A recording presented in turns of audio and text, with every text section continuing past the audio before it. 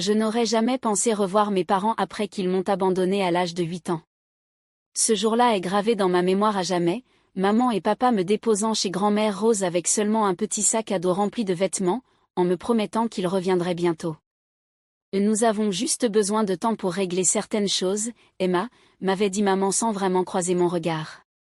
Sois sage avec grand-mère. Ils ne sont jamais revenus. Les premiers mois ont été les plus difficiles. Chaque jour, après l'école, je m'asseyais devant la fenêtre du salon de grand-mère, regardant les voitures passer, espérant que la prochaine serait la leur. Chaque nuit, je pleurais jusqu'à m'endormir, me demandant ce que j'avais fait de mal, pourquoi je n'étais pas assez bien pour qu'il reste. Mais grand-mère Rose a été mon sauveur. « Tu es parfaite telle que tu es, ma douce enfant », me disait-elle en essuyant mes larmes. Certaines personnes ne sont pas prêtes à être parents, et ce n'est pas ta faute. Mais moi, je suis là, et je serai toujours là. Grand-mère Rose n'était pas une grand-mère ordinaire.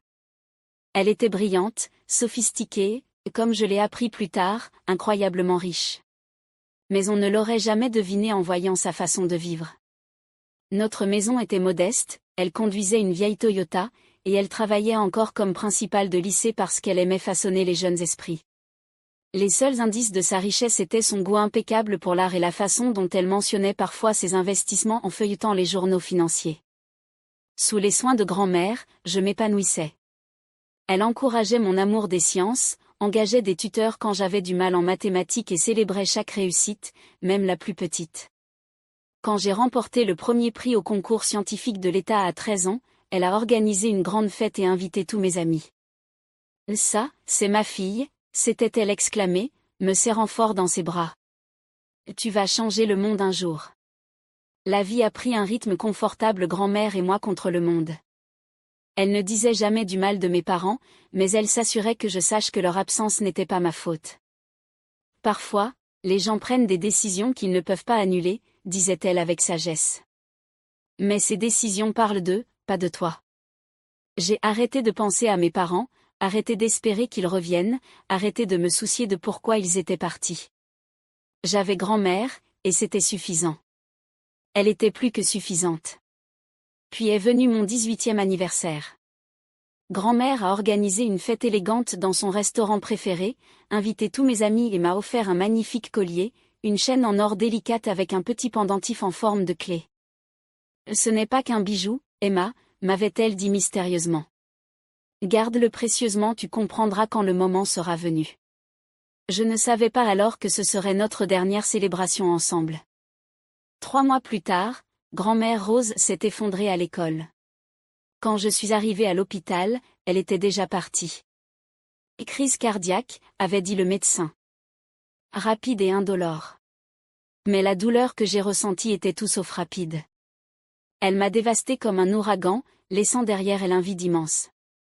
Les funérailles étaient magnifiques, exactement comme grand-mère l'aurait voulu. Ses anciens élèves ont rempli l'église, partageant des histoires sur la façon dont elle avait changé leur vie.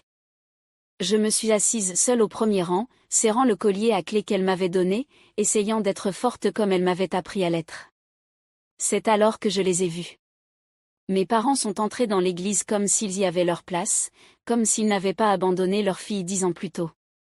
Les cheveux de maman étaient plus gris, papa avait pris du poids, mais je les aurais reconnus entre mille. Mon cœur s'est arrêté, puis s'est emballé. Ils se sont dirigés vers moi, leur visage affichant ce qui ressemblait à de la sollicitude. « Emma, ma chérie », a dit maman en tendant la main vers la mienne. Je me suis instinctivement reculée. Nous sommes venus dès que nous avons appris la nouvelle. Nous sommes tellement désolés pour ta grand-mère, a ajouté papa en hochant la tête solennellement. Nous savons que cela fait longtemps, mais nous sommes là maintenant. Tu viendras bien survivre avec nous. Tu es encore mineur pour quelques mois, et nous sommes toujours tes tuteurs légaux. Je n'arrivais pas à croire ce que j'entendais. 10 ans de silence, et maintenant il voulait jouer à la famille parfaite ? Je ne vais nulle part avec vous, ai-je réussi à dire, ma voix tremblant de colère. Grand-mère Rose était ma maison. Maintenant, Emma, dit maman, sa voix prenant un ton autoritaire que je reconnaissais de mon enfance. Ne complique pas les choses. Nous sommes tes parents. Tu n'as pas le choix. En fait, une voix grave interrompit, elle a tout à fait le choix. Nous nous tournâmes pour voir un homme grand, vêtu d'un costume coûteux, s'approcher de nous emportant une mallette en cuir. Je suis James Morrison, l'avocat de Rose Montgomery, et nous devons avoir une conversation au sujet du testament de votre grand-mère. L'expression de mes parents changea instantanément. Les yeux de maman s'illuminèrent d'un intérêt à peine dissimulé, tandis que papa ajusta nerveusement sa cravate. Bien sûr, dit-il avec aisance. Nous sommes ses seuls parents vivants, après tout. Le visage de Monsieur Morrison resta impassible. Entrons dans une pièce privée. Il y a certains points à traiter immédiatement. En le suivant, je réalisai que ma main s'était déplacée pour saisir le collier à clé que grand-mère m'avait donné. D'une certaine manière, je savais que tout allait encore changer. Je ne réalisais juste pas à quel point. La salle privée de l'église semblait trop petite pour la tension qui y régnait.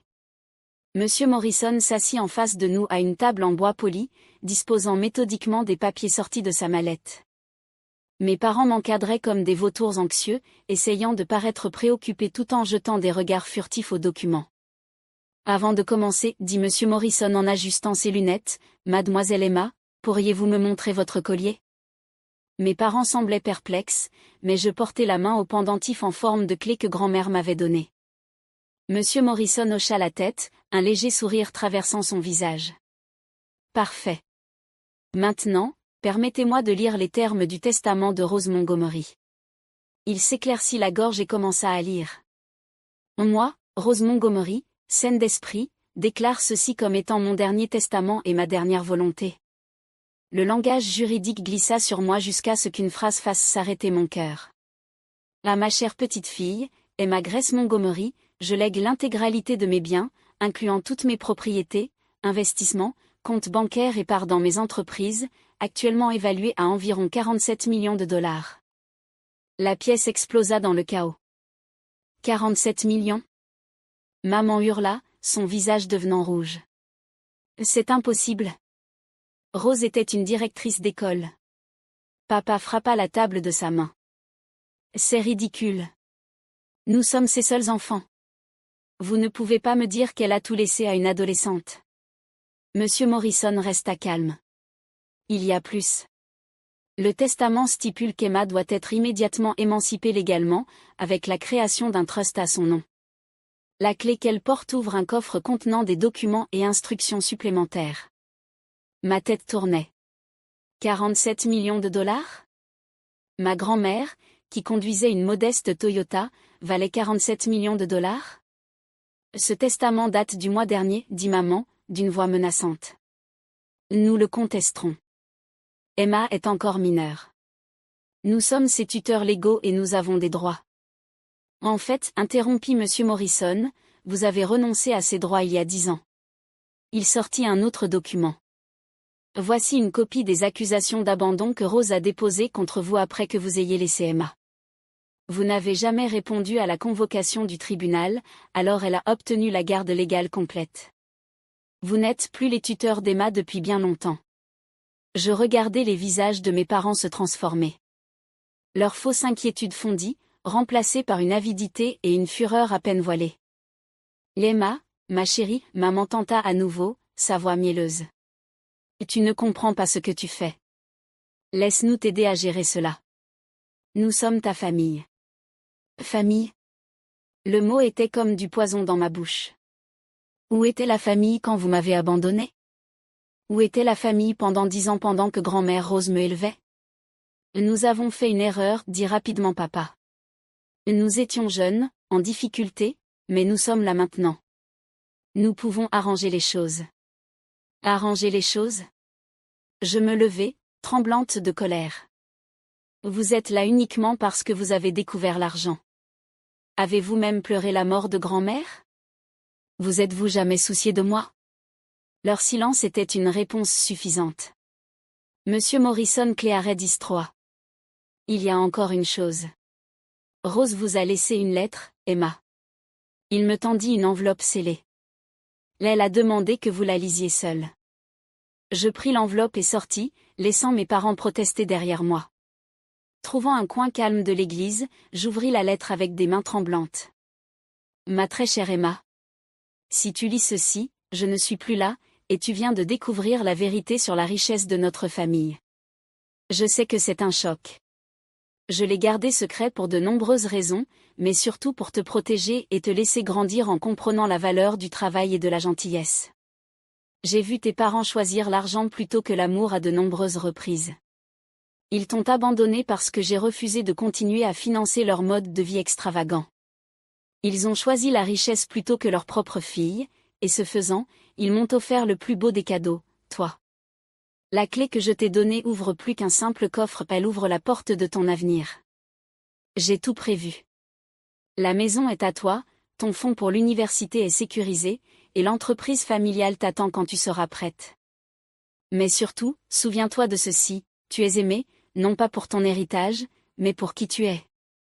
La même force tranquille qui t'a permis de survivre à leur abandon t'a préparé à gérer cette responsabilité. Ne laisse pas tes parents te manipuler. Ils essaieront, mais tu es plus forte qu'ils ne le pensent. Tu es une femme Montgomery, et nous ne cédons pas facilement. Avec tout mon amour, grand-mère Rose.